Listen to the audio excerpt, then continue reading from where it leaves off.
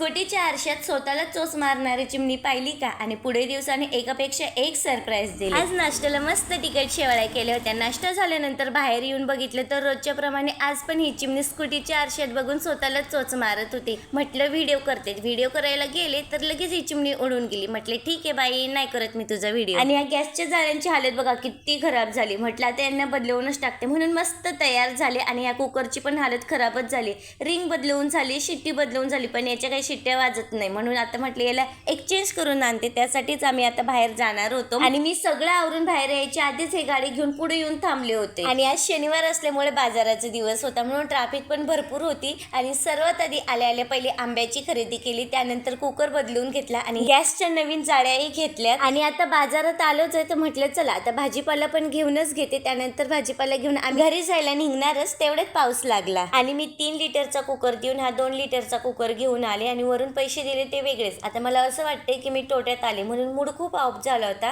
असो आता काय करणार. चहा करायला घेतलं तेवढ्यात हर्षी म्हणाले की मम्मा मला आंबे कापून दे. म्हणून त्याला आंबे कापून दिले आणि चहा करत असताना नेमकी लाईट गेली. चला तर मी तेच व्हिडिओ एंड करते.